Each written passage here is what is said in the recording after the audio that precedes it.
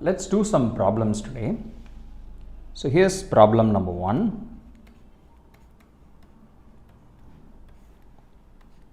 So suppose I have a homomorphism of free modules. So let's take R. In this case, let's say R is a commutative ring. Let's take a commutative ring R, and let's take a homomorphism phi from Rn to Rn. Okay, and this n is greater than or equal to 1, and so this is an R module homomorphism. R module homomorphism, and let this be given by a matrix A. Okay, so let this correspond to A, by which we mean, suppose I take EI to be the standard basis element of Rn with all zeros and 1 in one of the places, 1 in the ith place. Then this map phi maps EI to let's call it EJ to summation Aij EI. I goes from 1 to n. Okay, now Aij's are some elements of the ring R, and recall this is how we associate a matrix to a homomorphism. Ij goes from 1 to n.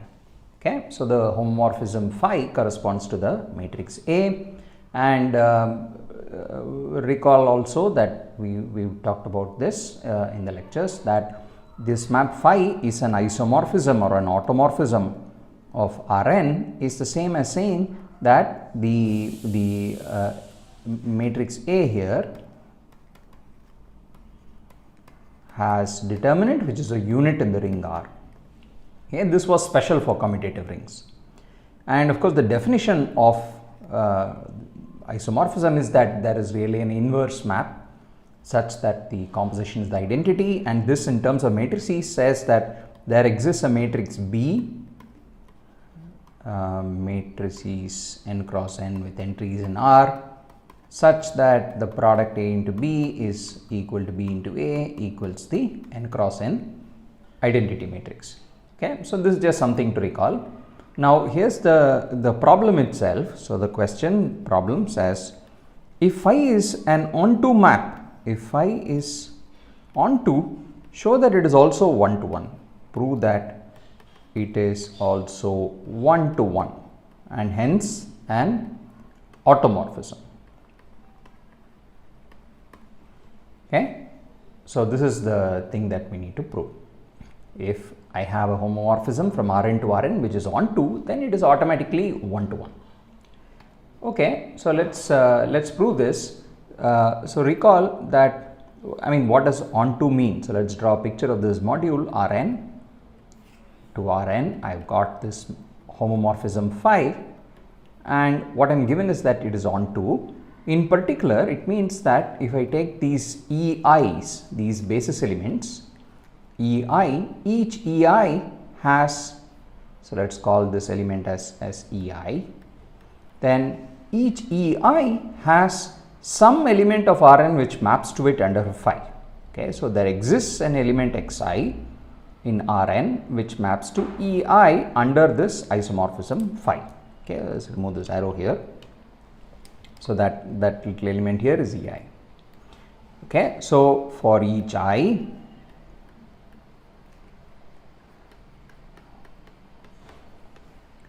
we know that there is an element of this module Rn such that phi maps Xi to EI.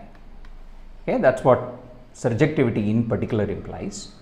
Now, what that allows us to do is the following. Let's define a map in the reverse direction. Okay, so I'm going to define a homomorphism psi which maps which goes in the opposite direction. Think of it as going the opposite way. Now what it does is the following: it takes each EI to Xi. Okay, remember Xi is somewhat arbitrary here. There may be many different elements of Rn which map to EI. I pick any one pre-image, okay, call it Xi, and I claim I can use those Xi's to define a map psi. Okay, so define R module homomorphism or R homomorphism psi from Rn to Rn by the following recipe by prescribing its values on the EI. So, recall, if I tell you what a homomorphism does to EI, then it is uniquely determined. In this case, I want the EIs to map to Xi. Okay, and that now defines a homomorphism uniquely. Now, what is the property of psi with respect to phi? Well, observe, by construction, if you first apply psi and then you apply phi on any of the EIs, what you get back is EI again. Okay, so it maps each basis element back to itself. Therefore, the composition phi psi is nothing but the identity map. Okay, let me call it I. It's the identity homomorphism of Rn. Okay. So now let's take this. Let's do this in terms of matrices. Let B denote the matrix of psi. Okay, just like we had A, which denoted. So recall, A already denotes the matrix of phi. Okay. Now, what do we know? The composition of phi and psi, and remember R is commutative, so the opposite ring here is the same as the original. So, recall, this was our key observation. If I am looking at endomorphisms of Rn, then to each endomorphism I can associate a matrix, but I should really think of the matrix entries as coming from R op, the opposite ring, rather than the original. If I do this, then these two spaces are isomorphic as rings. Okay. In other words, composition of endomorphisms maps to multiplication of matrices. Okay, and that is where that multiplication involved the opposite map. But now here we are in the commutative ring case where everything is nice. So we don't need to worry about this op business. In this case, R op is the same as R. So now what do we know? Because phi and psi, so the matrix of phi psi, so let me use this notation for the matrix of phi psi, is nothing but the product of the matrices, okay, of phi and psi, which is A and B.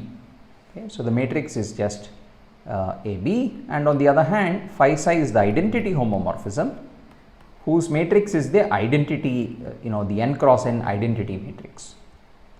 Okay, so what does that mean? It implies therefore that the matrix A times the matrix P is the identity matrix, and therefore if you take determinants on both sides and recall determinant of AB is determinant of A, determinant of B, even though they have, this is true for all matrices with entries in any commutative ring. This is just the determinant of the right hand side, the determinant of the identity is 1. So what this therefore gets us is the fact that the determinant of A is a unit, because it has an inverse determinant B. And well, what does this mean? This means that phi is an isomorphism. So recall, this automatically means that phi is an isomorphism. In other words, it is also 1 to 1, i.e. it is also 1 to 1. Okay. So on 2 is enough to ensure 1 to 1 and therefore thereby an isomorphism. So this brings us to the obvious second question: is the same true if I knew that phi was 1 to 1? Okay, could I conclude that phi is onto? So I give you the same question. Phi is a homomorphism, R module homomorphism from Rn to Rn. Phi is 1 to 1. Okay, so the question is, does that imply ontoness? In other words, is phi an isomorphism? Okay, observe, the same proof will not work anymore, because how did the earlier proof work? We constructed sort of an inverse, a one-sided inverse in some sense, a map in the opposite direction. The same idea will not work here. Okay, so you should try that to see that you can't quite do the same thing, and in fact this statement is false. Okay, so the answer here is no, not quite true. And the examples are very easy to construct. So for example, if I just take R to be the integers, n to be 1, then I'm just looking at homomorphisms from Z to Z, and I'm asking, if I give you an injective module homomorphism, is it automatically surjective? Okay, and that's of course not true, because here is an example. Each n maps to 2n is an injective module homomorphism of Z to Z. Okay, but of course this is not surjective because the image is only the set of even numbers. Okay, so that's an interesting thing. If you're given it's onto, then it's automatically 1 to 1. If you're given it's 1 to 1, it's not necessarily onto. Okay, but the important thing here is that all this only holds if R is a commutative ring. Okay, so recall we used the fact that you know that you can talk about determinants and so on, and all of that really only works for commutative rings.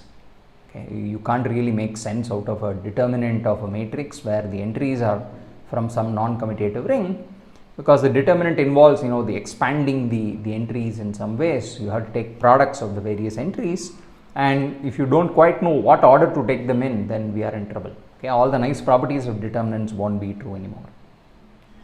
But the question can still be asked over non-commutative ring. So here's my question: is question 1, that is question 1 true over non-commutative rings?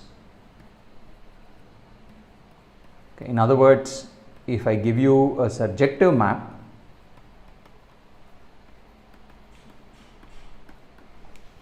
between from Rn to Rn, does that automatically imply that the map is injective? Okay, and again here we can't use the same proof definitely, because the proof there involved realizing that you can construct an inverse in one direction, and being able to construct an inverse tells you something about the determinant. The determinant is a unit and so on. So we really make very essential use of the determinant there. So well, it turns out the answer is no. Okay, so we really do essentially use the fact that the ring R is commutative, and let's look at several different counterexamples could probably be constructed. So I'm going to describe one of them for you. So here's the counterexample. So let's first look at so I'll tell you what the ring is in just a minute. Before I tell you what the ring is, let me define a vector space. Okay, so let me call this, so it's a vector space of the real numbers. This is I call it R infinity. The elements are just infinite sequences of real numbers. Okay, think of it like this: xi ranging over R, it's just sequences of real numbers, x1, x2, x3 dot dot dot. It's an infinite dimensional vector space. Okay, so it's like an infinite dimensional analog, if you wish, of the finite dimensional vector spaces Rn. Okay, so I think of this as a vector space over R, over the real numbers, and let me define the ring for you. Let's take the ring R. So remember, I'm looking to construct a non-commutative ring. The ring is just the set of all linear operators on this infinite dimensional vector space. Okay, by this I mean it's just all linear maps T from V to V. It's a linear transformation. T is R linear operator. Okay, so the set of all linear operators on a vector space whose dimension is at least 2, this collection of linear operators, they are a ring under composition. It's like if this were a finite dimensional vector space, this would be like the set of all n cross n matrices, where n is the dimension of the vector space. Here it's an infinite dimensional vector space.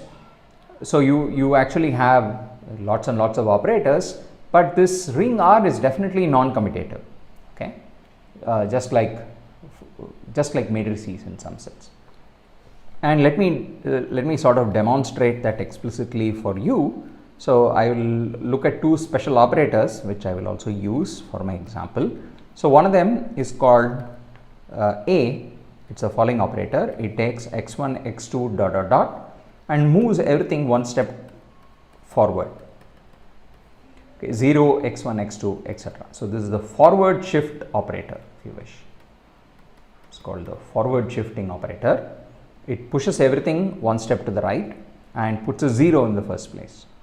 And there's a backward shift operator which pushes everything one step back, and when it does that, it pops out the x4 blah blah blah, this is a backward shift.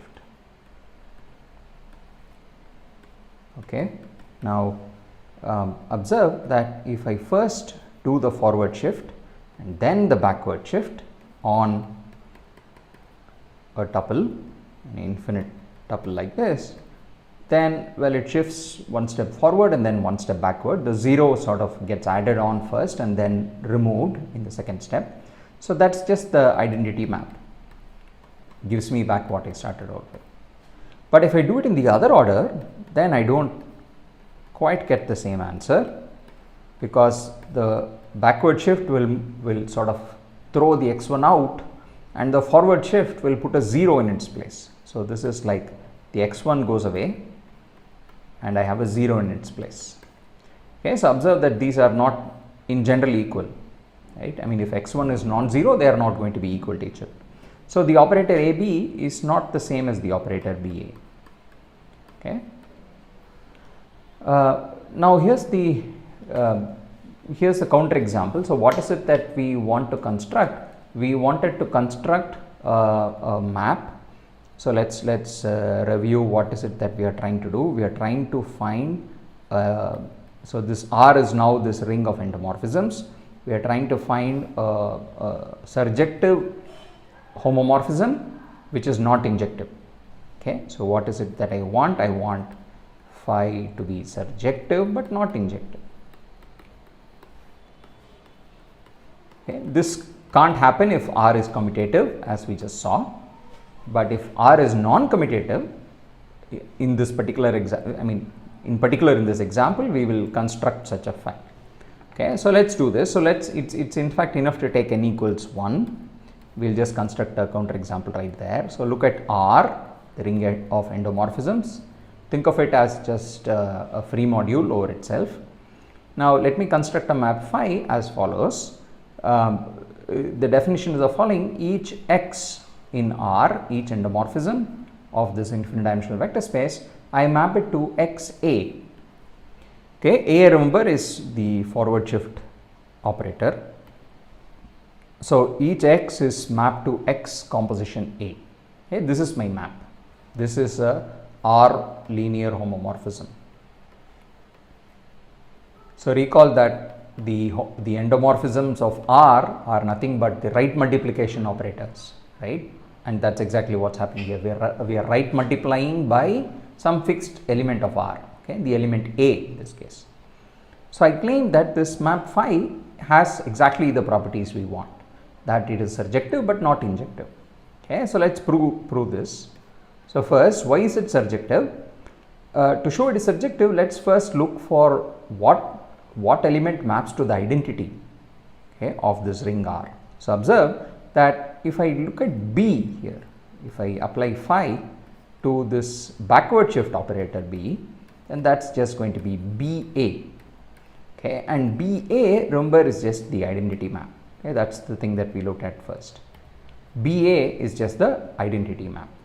Okay, so in particular, that means that if I apply phi to XB, okay, take any x in your ring R, apply phi to XB, then by definition this is XBA, but BA is the identity, so this is X.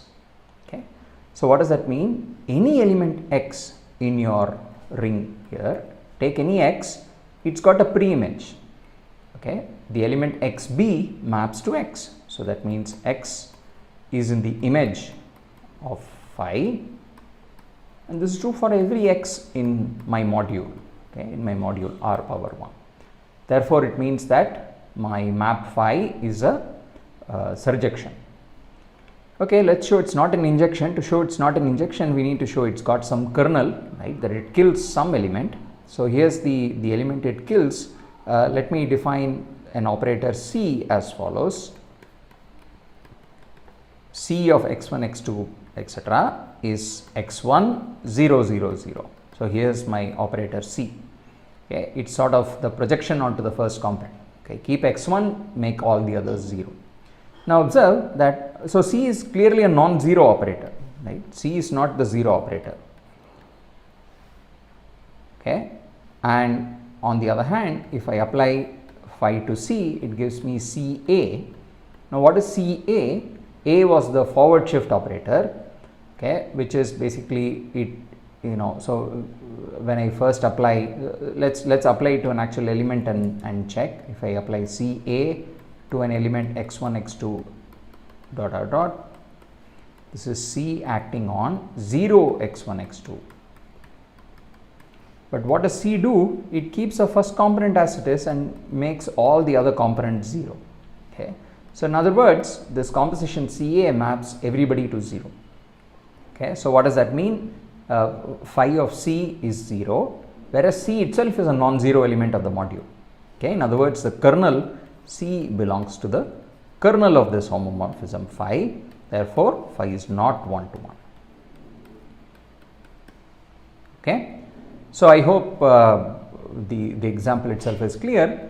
So what this demonstrates is various things, that the surjectivity implies injectivity over commutative rings for free modules. Injectivity does not imply surjectivity even if you are over a commutative ring. And if you are over a non-commutative ring, then you don't get anything. I mean, injectivity doesn't imply surjectivity, surjectivity doesn't imply injectivity, and so on. So this sort of underscores the key role played by this determinant somehow. You know, it over a commutative ring, the fact that you've got this determinant map is very key. Okay, it really helps us in many situations.